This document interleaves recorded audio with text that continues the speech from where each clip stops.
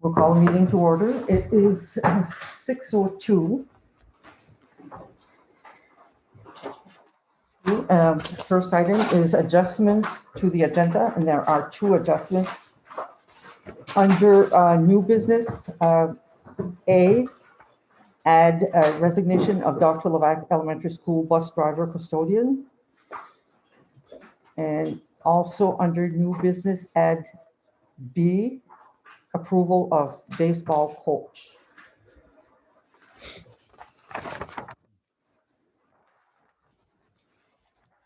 Okay, we'll move on to period of public participation. And I guess there's no one here to address the board. Next item is the approval of minutes of meeting 1045, March 9th. Do I hear a motion? Gerard.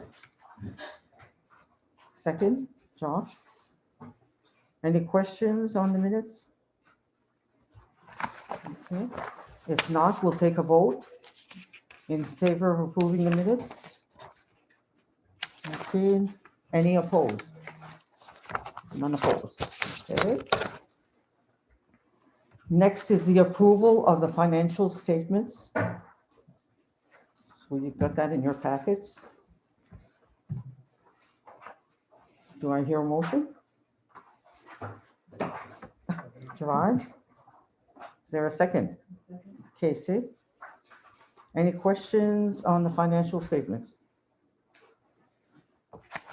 Okay, if not, we'll vote in favor of approving the financial expenditure report. Okay, any opposed? All in favor?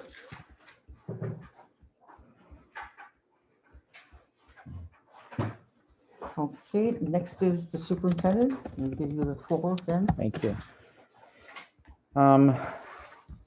Just wanted to give you some updates. Some of these were highlighted in my monthly update that I pushed out to families on Sunday. One of them is vaccination information. We had a successful 60-plus clinic, employees that are 60 or older. We had a clinic with Northern Maine Medical Center on March 12 and 13 that went really well. But apparently things didn't go so well throughout the state because the DOE came out with a statement shortly after saying that they were not going to proceed with future clinics offered by the Department of Education for the 50-year-olds, the 40-year-olds, and so on. Some of that might be because the vaccinations are becoming so, we're having so many that, people are getting the vaccines that they need. But there was something that happened, and I don't think it happened in our region. I felt it went really well. The Northern Maine Medical Center will follow up with a second vaccination for those people who went to the first one, so there's no worry about that. But we just received that information last Thursday. Governor Mills did advance Maine's timeline on vaccination availability, so anyone 16 and older can receive a vaccine beginning on April 19. 2021, and I know that Northern Maine Medical Center is taking appointments now for those individuals who are 50 and older who have not been vaccinated. So if you know somebody who's in the 50s and would like to get theirs sooner than later, they can start making an appointment at Northern Maine Medical Center. Other than that, the regional superintendents meeting that I participate in every Thursday, one of the questions asked by superintendents with regards to the vaccination, they're wondering, once all of our teachers and staff are vaccinated, can they start working closer than 6 feet to students, especially the younger age? And unfortunately, the answer to that is no, because the students won't be vaccinated for quite some time. They want to keep all those parameters just the way they are. There are superintendents asking about what changes are going to be coming for the fall guidance for school, specific to, if plexiglass is going to be a consideration, and the DOE is not ready to change any of their guidelines at this time. They feel that they're doing really well as Maine schools, and they don't want to stray from the recipe that's working. Other than that, that is pretty much the the updates that I have from the Department of Education. Okay, are there any questions for Ben? No? Okay, we'll continue to the state assessment for spring of 2021. So as you remember last year, the Department of Education, when we went into the emergency status, state assessments were canceled last year. That was the MEAs. So there were no MEAs. This year, the department took that opportunity to revamp their state assessment, and they've entered a contract with the Northwest Assessment company called NWIA, NWIA for short. NWIA is very similar to the STAR assessment that we give our students here in the district. It's a progress monitoring tool. If a student gets a question right, the question gets harder. If a student gets a question wrong, the questions get easier. So it's an assessment used to measure growth of a student, not compare one student to another. The assessment I'm taking, I might have totally different questions than my classmate over there, based on how well I'm doing or how poor I'm doing, and vice versa. So NWIA has been in contact with our schools, with Anne Marie is working out some of the details to get us ready here in the district for the assessment. The window opens in mid-April and it goes right to the end of the school year, up to June 15. So students in grades 3 to 8 and our juniors will be taking that NWIA assessment as part of the new pilot of the MEA. And they are asking that in the fall, I believe, right, Emery, we assess them again to see what the learning loss is for the summer, and then repeat every spring and fall. So we will have that growth measure to see how our students are doing. So that's new updates. Most schools are a little bit disappointed that the DOE pushed forward with a state assessment this year, given everything that's happened. But it's not like the old MEA where it's going to take a better part of a week. It's going to be a one-time sit down, and I think they're only focusing on reading and math this time. That's correct. So just reading and math, and usually those tests are about 30 to 35 questions. So depending on how long it takes a student to get through that, that's the time needed. So that's our state assessment for this year. Okay, we'll move on to committee reports. And the first is the policy committee, the first reading of policy GBI, staff gifts and solicitation, which you had in your packet. And we had just a quick short policy committee meeting. Rose substituted for you, Joshua. That's okay.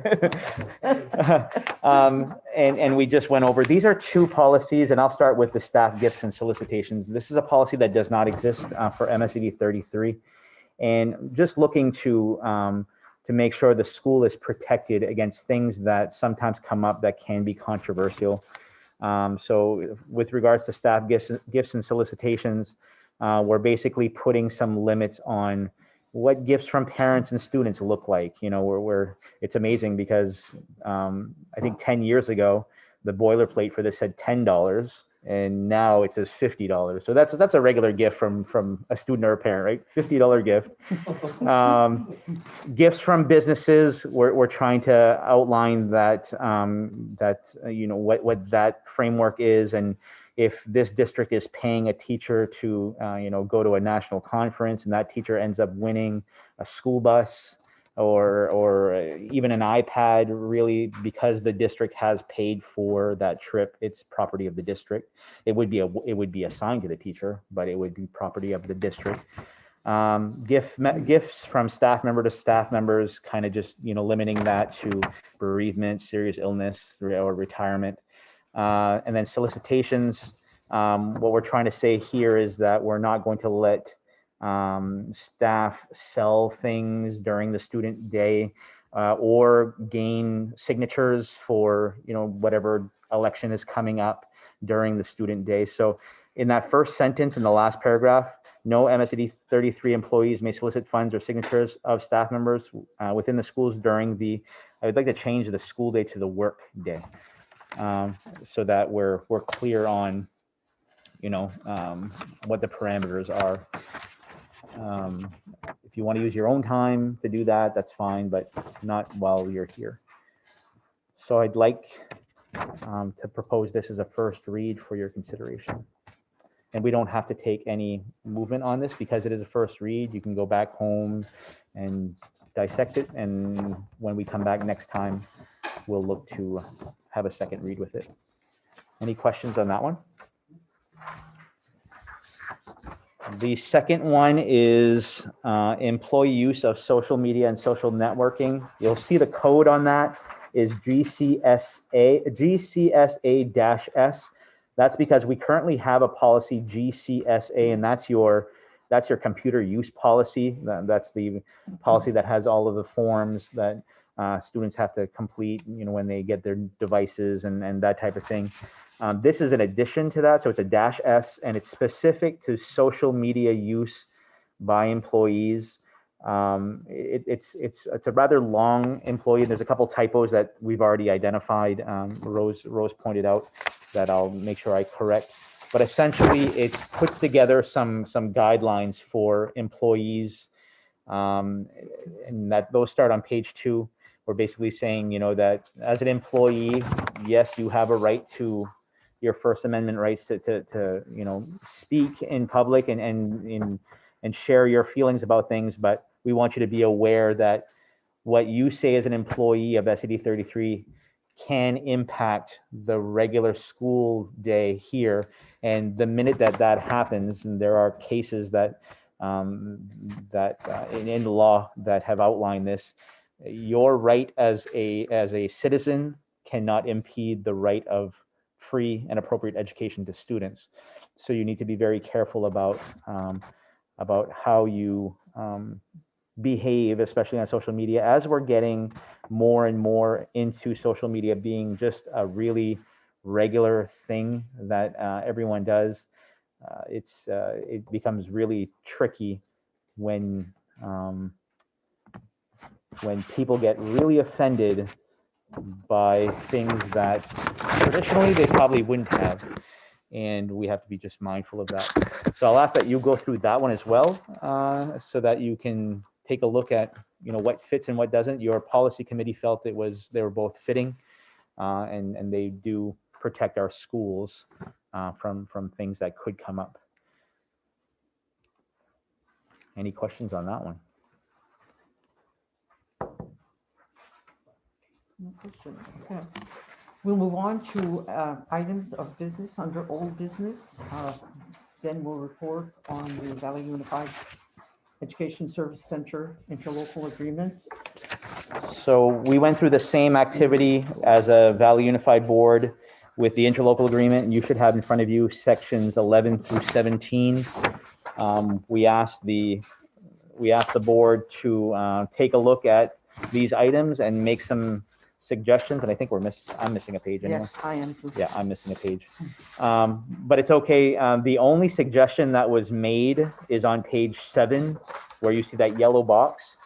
And it was suggested that perhaps those two things, because they deal with borrowing and bonding, it was suggested that perhaps a 7/9 vote be put in those two things because they're specific to funding. So again, I'm just taking this information back to you. What we plan to do after we've gone through all the sections is have a working draft, and then we'll see if there's any appetite to move on any of those suggestions that were made. Changes in the interlocal agreement do require a 7/9 vote, so that only happens if the supermajority say it should happen. Did you want to follow up on that, Rose or Josh? No, not really. It was actually it wasn't a bad meeting. No. Things went well, and I'm happy to tell you that the next item is shared services. The Valley Unified Board voted unanimously to adopt the budget, which includes the shared services. So that was pleasant. There wasn't a whole lot of discussion. Lucy did present a budget that has a very, very small increase to this district, and that's specific to the fact that your student enrollments have gone up, and there's an effective evaluation. So your percentage to Val Unified has gone up slightly, I think 15.3 to 15.5 or something. And because of that, your allocation to them went up, I think, $1,400. So that's the only increase to the budget. So we were very pleased with how that all went. Okay, next is the ESSCR 2 funding Right. ideas. So this is to continue our discussion from last time when I did present this table to you on SR2 funding and some of the ideas that have come up, specifics to some technology that's needed in the district, and then some additional things that we're looking for. I think Cheryl and Ralph are both in agreement, and Kevin as well, that the 2 nurses this year has been a godsend, and next year with students not being vaccinated, there's just a lot of work that goes into a positive case and everything that goes with it. I will be very honest with you, there are days when things are very quiet, like right now. So we do have our nurses doing a lot of work with truancies and attendance and that type of thing. We also, we're working on education pieces for the students and staff. But having that extra nurse is something that we'd like to see continue at least for 1 more year. And it's a very appropriate use of your SR2 funds. And then the shared remote personnel, the super substitutes, we call them, has been very, very beneficial. The average cost to that is about $19,000 per temporary support personnel. And having one in the building would be ideal. We've kind of piecemealed it this year. We have some folks that are coming in for 2 days a week, and then we have another person for 3, or very different depending on where we are. Whereas Ralph has had a consistent person every day in his building. So it's worked out really well, especially when we're short on staffing and we have to fill in certain places. So that would be a recommendation as well. And then I've moved something in here that I think is long overdue, and I encourage you to take a walk through Dr. Levac Elementary classrooms when you get a chance. I think we're going to need to start to update some of the student furniture in some of the classrooms. So I think this would be a great time to start doing it as part of this fund for 1 or 2 classrooms, just so that we can have flexible seating that meets our needs now when we have to socially distance, and then later when we have to bring them back together for small grouping and the back and forth between those 2 things. So in what I'm proposing, you would have 0 remaining if you were to do these things, but that still leaves a conversation around what you want to do about the idea for either a hazard pay or pay for teachers to do work above and beyond has been mentioned as well. I will say there is stimulus money coming soon with the new federal package. Maine, I think, is getting $410 million, just the state of Maine. And then we're going to share that throughout the districts. So there will be more funds coming. But I know that time is of the essence if we want to decide to do something with this. If we put that 1 week hazard pay back in, we'd need to have discussions about what's going to come out. Do we wait on clear touch screens and the MacBooks, which would be about the same dollar figure for another round of funding? I'm just here to present numbers to you so that you guys can weigh your options. What are your thoughts? Do you need action on this? I don't need action, but we would like to start the application process, and it's difficult to not know what we're applying for. Now, the 1 week hazard pay would involve all the employees? Yeah. And what would each employee be? They would get their 1 week. They would get a payment equivalent to 1 week of their salary. Okay. So this other stimulus that's coming, are we gonna, would we be able to use that for hazard, for the pay, for the extra pay? They changed the rules on everyone, so I So don't we don't know. I Okay. don't. So it's still unknown, okay. I will say that this SR2 is a little more flexible than the CRF was. And if that's the trend that they're going, maybe the next one will be even more so. You know, that's the talk right now around the nation. They want schools open, and they want to make sure they make things work. Happy employees equals schools stay open. I mean, that's definitely part of the equation. So if we were to use one of our savings accounts or whatever to do the hazards, if the stimulus comes in and we could use it for that, we can't replace that money and put it into our savings, No, right? So you it's like a. Yeah. Yeah.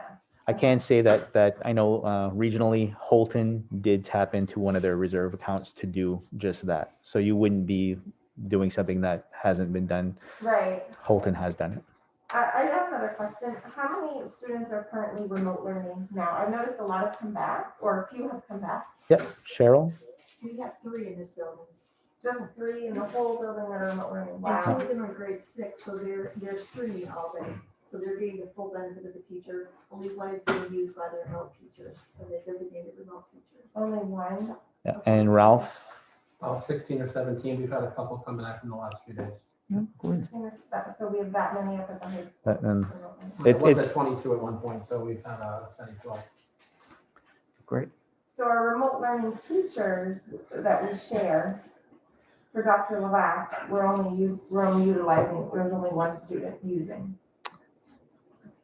For now. Yes. I know that it fluctuates. And I wanted to present something coming down the road, but I think my recommendation to you, based on what we've learned this year, the CDC changing their guidelines just recently to 3 feet in schools, even when community outbreak is larger, our teachers are getting vaccinated. I would highly recommend that remote learning for elementary is not an option next year unless your entire school goes remote, then everyone's remote.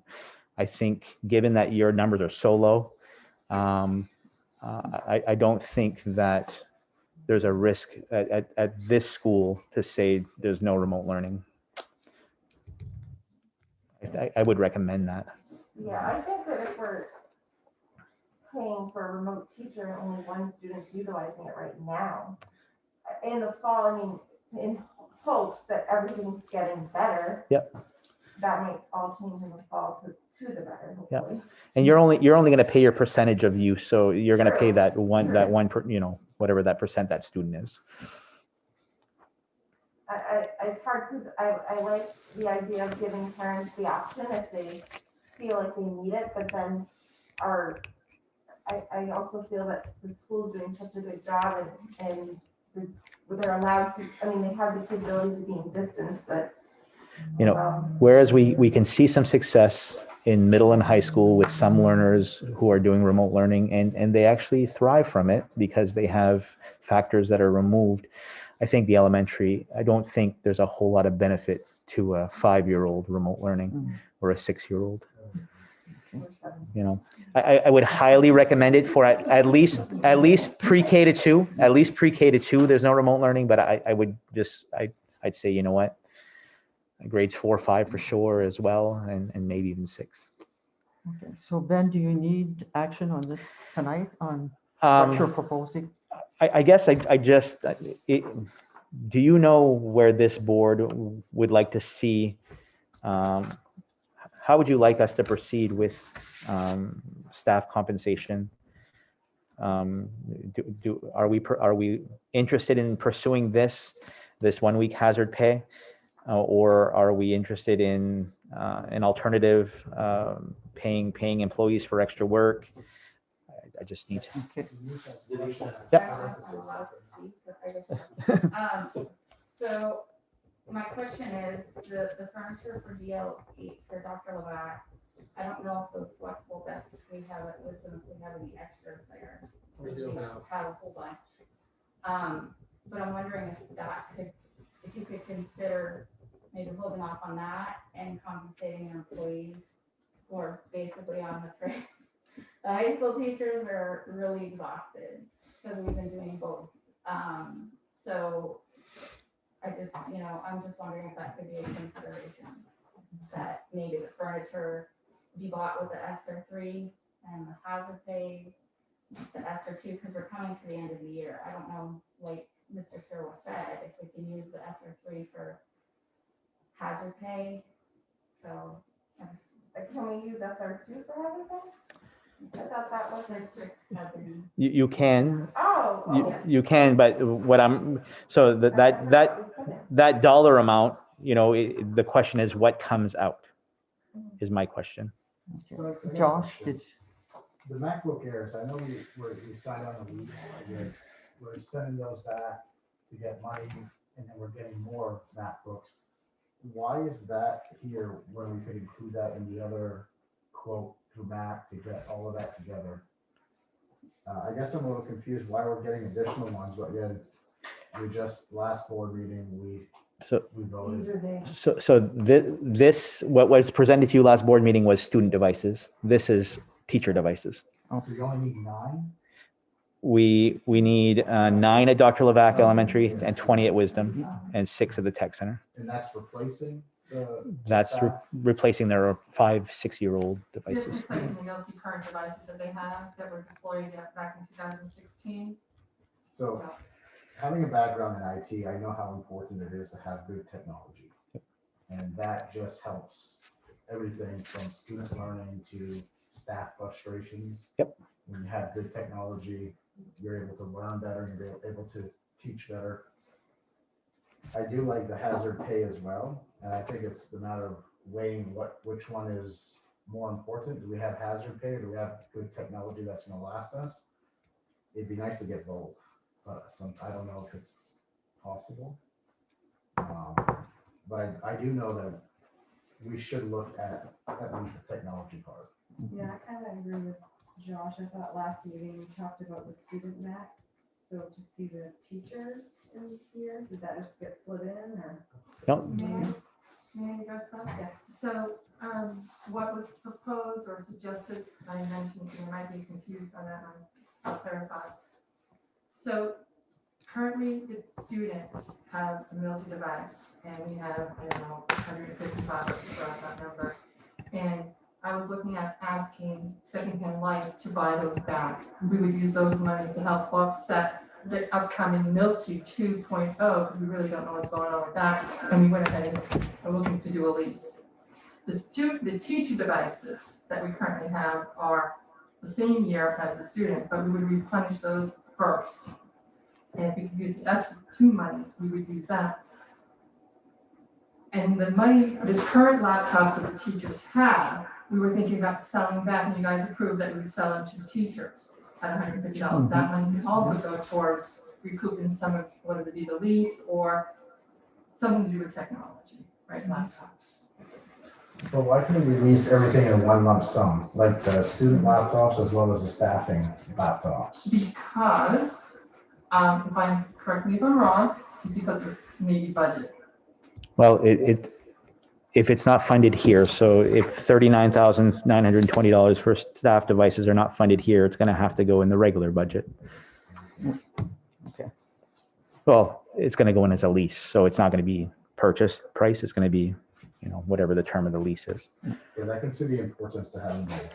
Yeah. It really could, hazard pay means a lot to teachers right now with everything going on, and we haven't done too much to but then we need technology as well. can I ask a clarifying question?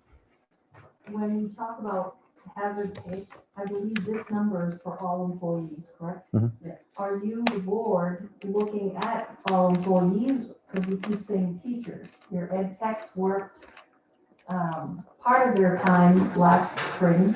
Teachers worked all of their time. Yeah, I'm talking about like bus drivers, You're talking just all everyone? employees. All employees. No.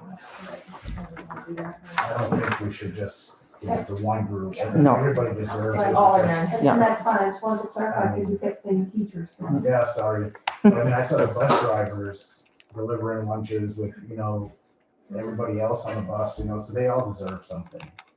I think it's not overdue. I think that the board just needs to take action and make this happen. I mean, as hospital employees, we all receive. I mean, how many times have we done Right, it? exactly.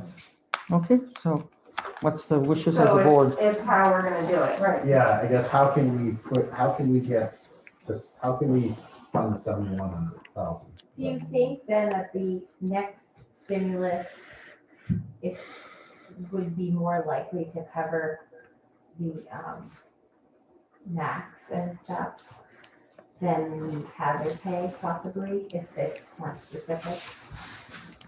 I don't know, and I don't know when the money's coming. There's a rumor, well, not a rumor. I did hear from one source that for the 2020-2021 school year, the current school year we're in, we're only going to have access to a small percentage of that sum of whatever the money we're getting. The rest is going to come in the next school year. It's not unthinkable to say that you can fund your temporary support personnel and nurse under the next allocation, because that's only for next school year. Yes. Okay. Can I also say something? Yeah. Keep in mind that we're not the only school district that's gonna be purchasing devices. So if we want to have these devices in the hands of both the students and teachers for the next school year, we almost have to act upon it now, because, to give you an example, last August, I ordered laptops for 27, and we did not get them until December. And that's what I'm debating too, and I understand your point, because I know technology right now is hard with the computer chips shortage and everything else. We have to jump on both of these, and I guess which one, how do we get both? I know it'll take a while to get the laptops. Yep. I mean, GM trucks are being built right now without fuel modules and to bring efficiency because they can't get the chips. Mhm. So we need to put that order in for the Max as well. I think we're all just trying to figure out how we make both happen. So is there any way that we can find the money elsewhere for the hazard pay? Or holding off on the remote, like you said, the temporary support personnel. Are we comfortable, do you think, Lucy and Giselle, holding on? So because we're funding a temporary support personnel and an additional nurse for next school year, I can table those two items and it would fit your 1 week hazard pay easily. Okay, And then we look to fund those two positions with the next allocation, which you're going to get before next school year. okay. It would be a couple thousand short, but we'd still make the payment. So I guess we need a motion to, I don't even think you do. I think you just needed to give me guidance. So I know that I'm putting this 1 week hazard pay in this application, okay. Let's do it. Sounds good. along with the Clear Touch, the MacBooks, the cases, all the technology. Mhm. And we can keep actually the furniture as well, and maybe even go back and look for a couple of additional things if there's still a balance. Yeah, if we can, if we could furnish this school as well with some of the stuff from Wisdom that they're not using, we might as well just share it. Yep. You know, and get. Yeah, we'll look everybody's at stuff. everything. There's no point in collecting dust when we can use it here. Absolutely. Okay, so it's the consensus of the board to go along with this? Okay. Thank All you. right. Thank you. Okay, let's see. Please don't promote it until we have full approval. Yeah. Yeah. Well, and that's just it. We're gonna work hard to make it a tonight candy approval. I was just thinking the same thing. Yeah. We have to ask for How many it. viewers do you have?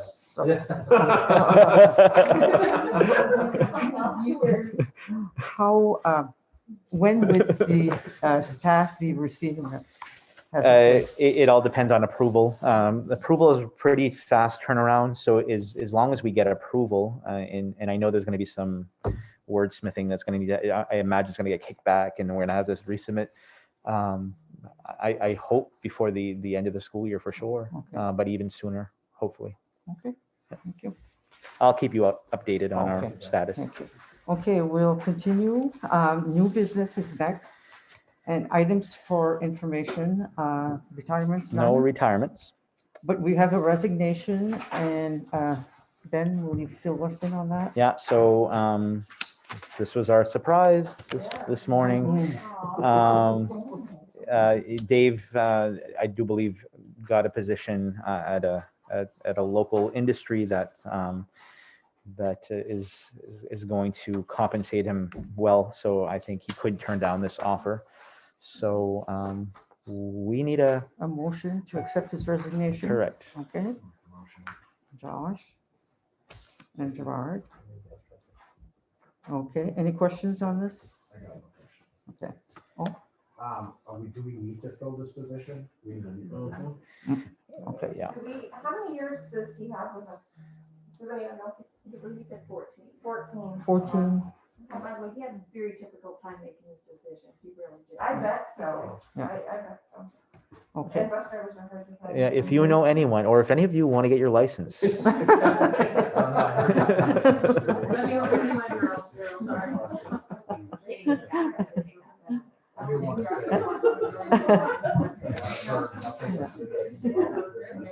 Yeah. They barely drive the pickups. Yeah. Okay, Oh no, the kids like him. so, okay, we have a motion and a second to accept Dave's resignation. Okay, we'll vote in favor. Okay, any opposed? All in favor. And transfers, I believe we have none? Nope. New hires, none? Nope. Current openings, we still have the 2 ed techs, right? Right. Yeah, okay. If we could get ed tech bus drivers, that would be phenomenal. Okay.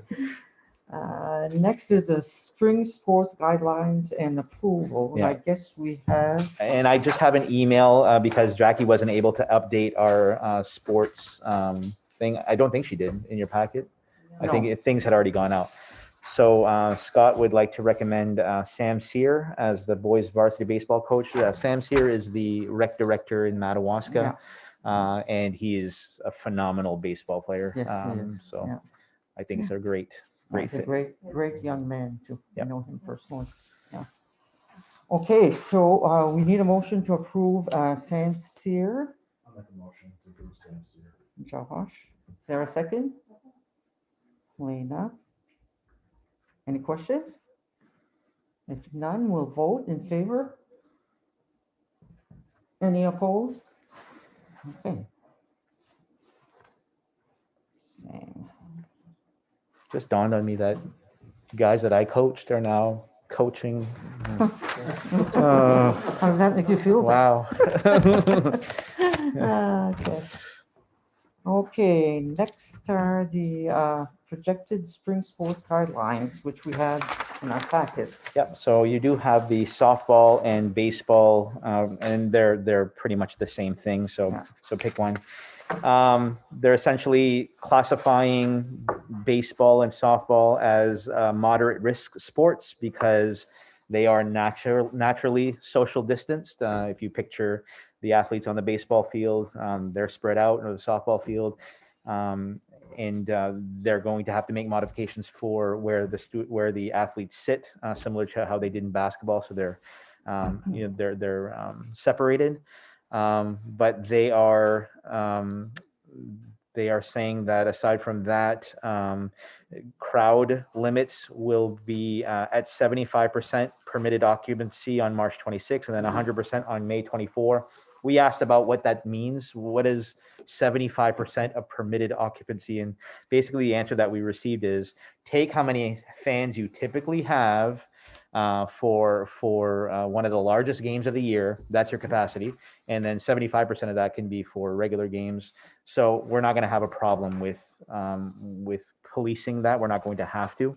Fans will have to wear face masks though, as well as all the athletes, the coaches, the referees. So everyone does have face coverings on. And then we will be looking for geographic scheduling, similar to what we did in soccer and basketball. Sam, Ben, I have a question. Yep.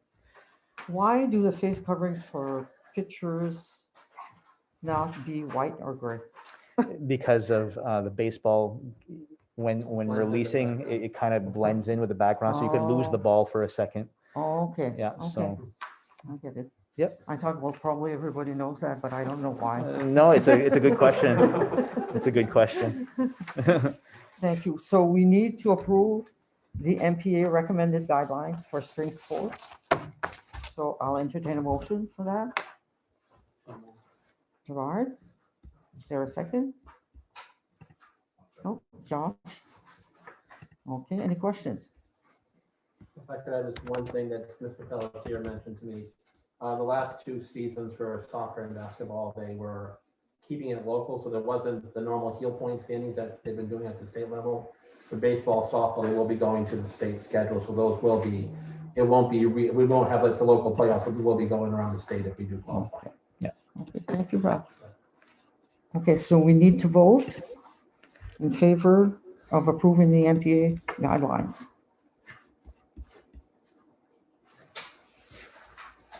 Okay, any opposed? None opposed. Okay. Next is the budget workshop number 1. And this is just a general overview of the budget process, and I do want to go over the state subsidy numbers with you. Next time we meet, we'll actually go through a first read of the budget because we'll have more information at that time. But I did want to just go over this exercise with you. We did something similar last year, but I want to go just into a little more detail with what's new.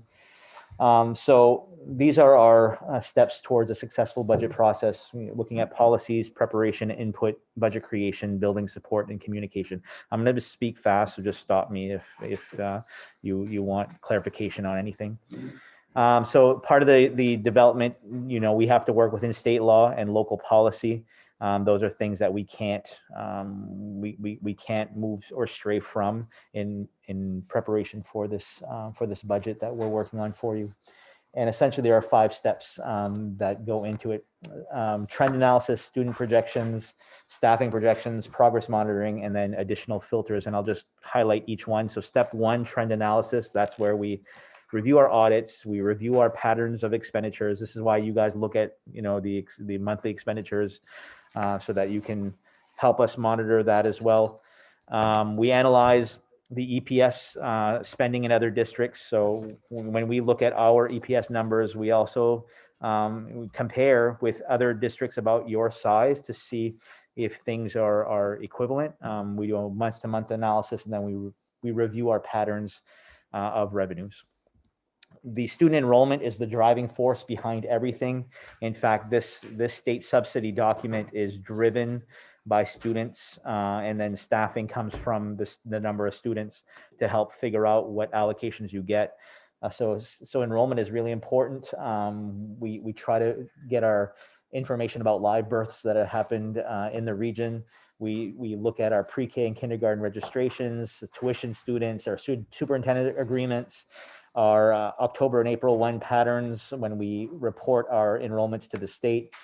We look at graduation. So if we're graduating a class of 10, but we're bringing in 20 pre-K, that's good. That's additional students. And then any other incoming or exiting student information. From that, we look at our staffing, and we consider, based on enrollments, what are we going to need for staff? We look at our needs for students and groups, or we look at our retirements. Ideally, we should have, or we'd like to have, a 1/3 spread on experience. That's where a 30-year staff are 0 to 10 experience years. 30-year staff are 10 to 20, and then a 30-year staff are 20+ experience folks. We can't guarantee on that, but that's a nice spread on experience. Right now, we have less young people going into education, so we're really concerned about what kind of young blood we can bring in the future, and part of that is just the trend that education has headed, and the interest from young students going into it. We look at our bargaining agreements and how those impact what we can offer. Staff PD and further education. We look at what we get for title funds, and now we are even looking at what we get for COVID funds.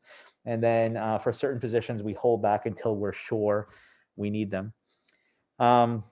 Step 4 is the progress monitoring. So we monitor the daily, monthly, and quarterly process. We look at budgeted versus expenditures, year-to-year expenditures, communication, a timeline for that budget development, and then audit report information.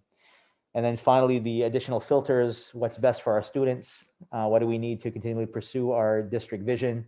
What do we need to move forward with our Valley Unified Strategic Plan, and what's fiscally responsible for the citizens of MSAD 33? I'm missing a 3 there. And then new this year is, what is our COVID impact, and how does that, change the way we think about budgeting? The conversations we have throughout this whole process is led by what our students need. What do they need?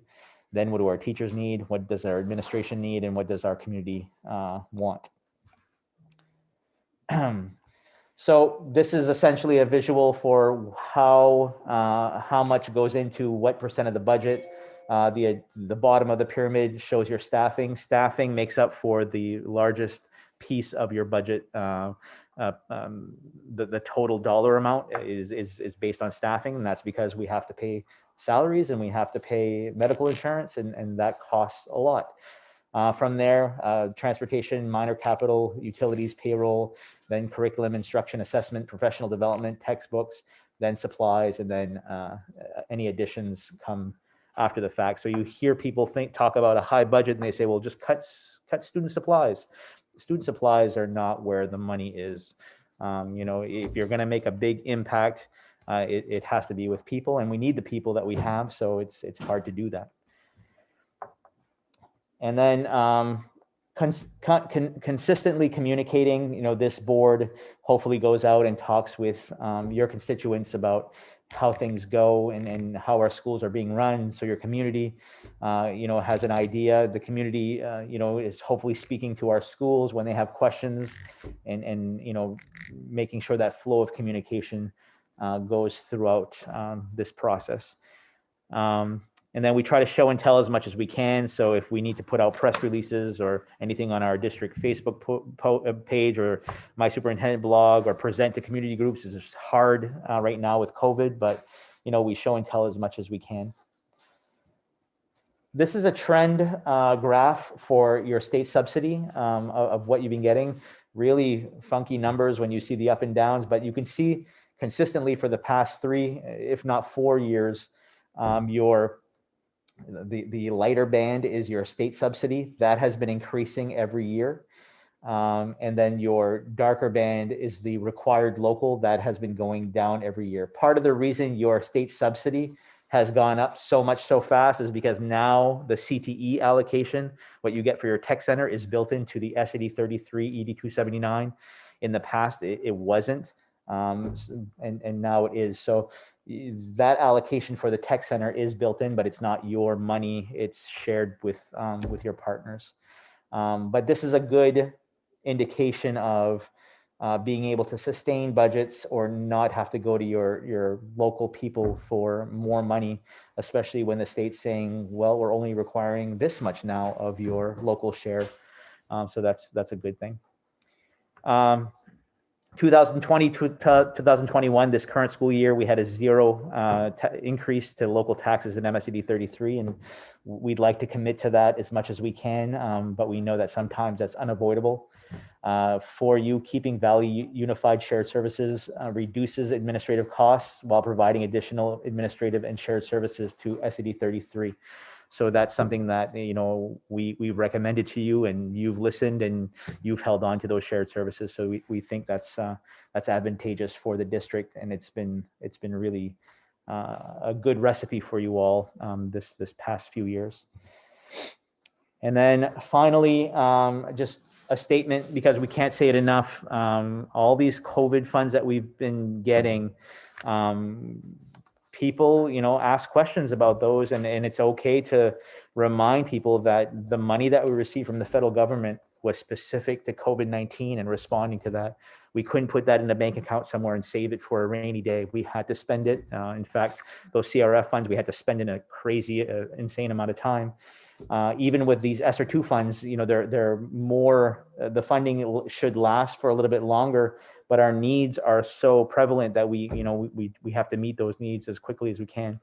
So although we can't offset your regular budget, if you're going to fund MacBook computers under COVID funds, that's going to help your regular budget later, because you're not going to have to fund those locally. So it does help the local budget. It just doesn't supplant it.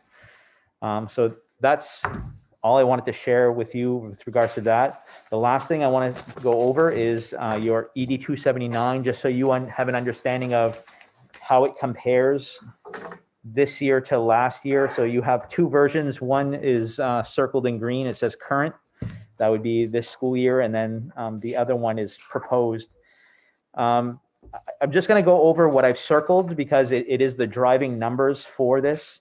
You'll see on the current, your attending pupils average this current school year was 237.5. It's an average of the two previous years. This year, you've gained enrollment to 244.5. That's good on this document. More kids, more money. So that's always good. And that's rare this year. Across the state of Maine, you have to be one of the only unicorns that had increased enrollment when everybody else lost tons of kids to homeschooling and all kinds of things. So We lost a lot to homeschooling too, like I think of the families, and it's amazing that we still. it's fantastical. You'll see in under item B, staff positions, I circled a 17-1 this year to a 16-1. What they did is they've made the adjustments to help districts. So lowering that the student ratio helps in the salary portion of this, just small changes like this. Same thing at the bottom in section D. You'll see that all those multipliers have been adjusted slightly to your benefit. Your substitute teachers, 45 last year up to 46. And you see all those numbers increasing throughout that whole section. And that comes to a final total. You see right at the bottom, you'll see your elementary salary and your secondary salary calculated EPS rates per pupil. Last year, your elementary was 6663. This year, 6914. And middle high school was 7116. And this year, 7375. Those numbers are important because on the next page, they use that number, they use those numbers to find all the calculations. So that's your multiplier for all of your basic counts, all of your weighted counts, all of your targeted funds are all based on those numbers. So when you see the bottom line on page 2 for your operating allocation totals, you'll see that this current year, 1,948,000, and this proposed year, 1,969,000. So you have increased operating allocation totals. On page 3 are some other allocations. Your GT allocation falls there. That's based on how many students you have in GT. So it's a little bit down next year compared to this year, but not terribly so. Your special education allocation is down because ultimately we must have less special education students than we did a year ago. Your transportation operating allocation has gone up. And then one thing that you did not have this current year is your approved bus allocation. You'll see 0 this current year. Well, next year you're getting the subsidy because you bought a bus. So this is the trend that you like to see, because now if you want to buy another bus, you have an allocation for it that you can continue to do that, which is good. On page 5. Page 5 is the mill allocation, mill expectation page. You'll see that the mill expectation has gone down, which is part of the reason why your required local share is less. So you see that your required local share this year was 966,000, and next year it's 958,000. So we ask less from the locals to help with the budget because your state subsidy went up. So it kind of offset. And then the final page is the money page of where we see everything. You'll see that I've circled your CTE allocation. So that's what the tech center gets on line 6 there. Last year, 1,172,000. This year it's down 1,151,000. That's why Mr. Lavoie had to really tighten his belt this year. That money is not going to SAD33. Again, it's for the tech center to operate the tech center. So you kind of have to subtract that from the whole number. You have a $13,000 figure for being part of the Valley Unified Education Service Center. It's just a little bit of bonus money for being part of a service center. And then your total adjusted state contribution, it's up about $100,000 from last year. But again, you would remove the CTE money from that, and that's your allocation for the district. The percentage share from local to state, you can see a shift. Like I said before, less percentage in local, more percentage in state. It's about a 1% shift either way. And so essentially what you're getting is right there at the bottom in allocation. And it's good news. It's not bad news because you get more money, more coming from the state. So that's all good. It's important that when Lucy is sharing the revenue side of things with the budget, when she's doing that next time, and what we're budgeted for, that you understand how this drives that entire formula. That's all I have. Lucy have anything? No? I said you don't have anything? No, Not this time, okay. Thank you. So I guess we're ready to adjourn. I'll need a motion to adjourn. Gerard, is there a second? Oh, Josh. In favor of adjourning? All in favor? Thank you. It is Thank you, sir. 6:58.